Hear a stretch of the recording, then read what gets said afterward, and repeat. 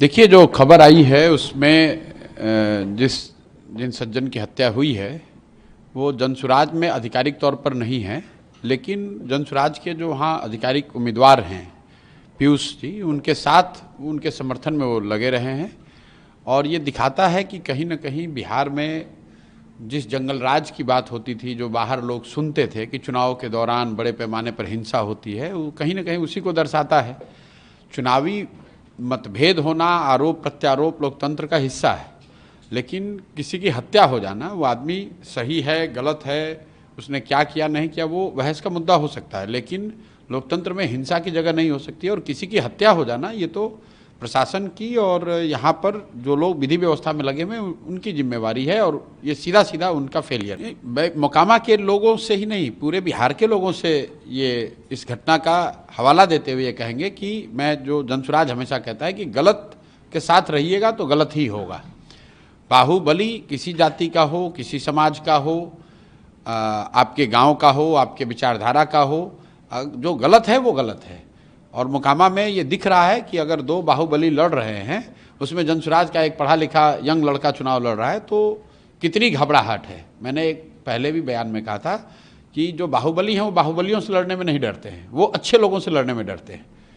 तो जनसुराज ने ये विकल्प जनता को दिया है, सिर्फ मोकामा में नहीं दिया है, बिहार के बहुतेरे ऐसे क्षेत्र में जहाँ यहाँ से बालू माफिया, शराब माफिया, बड़े नेताओं के बच्चे भ्रष्टाचारी लड़ रहे हैं, उनके सामने स्वच्छ लोगों का एक विकल्प दिया गया है। अब बिहार की जनता पर है कि वो स्वच्छ लोगों को चुनती है या फिर वही पुराने भ्रष्टाचारियों को, बाहुबलियों को चुनती है। नहीं, देखिए, जो लोग सत्ता में बैठे हुए हैं पिछले 15-20 सालों में, उनको बिहार की जनता ने कई बार अवसर दिया।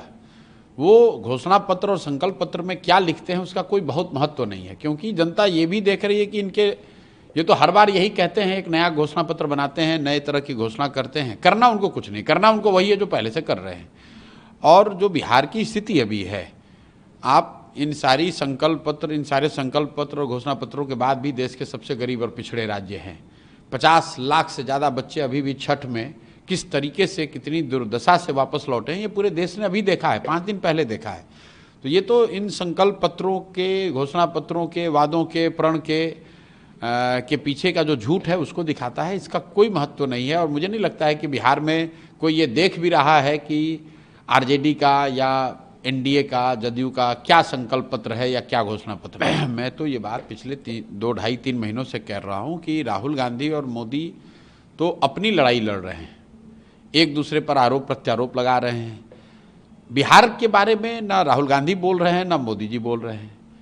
राहुल गांधी ने ये कहा कि उनके पिताजी ने 1989 में जो 50,000 करोड़ के पैकेज की घोषणा की, उसके बाद 15 साल केंद्र में कांग्रेस गठबंधन की सरकार रही, उन्होंने बिहार के लिए क्या किया।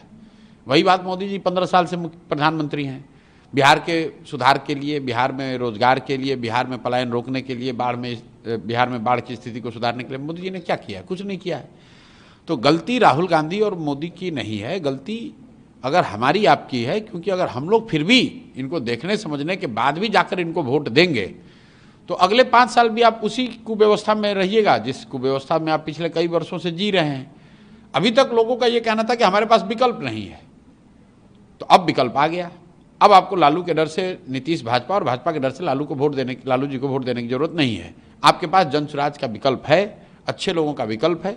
अगर आप इसके बाद भी उस विकल्प को छोड़कर पुराने ढर्रे पर चलेंगे तो अपने बच्चों के लिए, अपने परिवार के लिए, खुद के लिए भ्रष्टाचार और पलायन वाली राजनीति और व्यवस्था नहीं। तेजस्वी यादव ये कह रहे हैं कि आप रुकिए, हमको सरकार हमको बनाइए, और हम लोग ये कह रहे हैं कि भाई पहली बार आपकी किसी ने बात की है, आप यहाँ आए हो, आपके दर्द को हम लोग समझते हैं, और उस दर्द से, उस पीड़ा से अगर निकलना है तो आपको जिम्मेवारी लेनी है।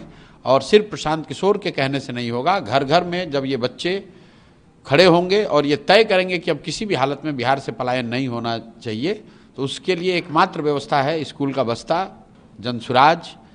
जो रास्ता हम लोगों ने बताया है वो एकमात्र प्रमाणिक रास्ता है कि इस तरीके से बिहार में पलायन रुक सकता है।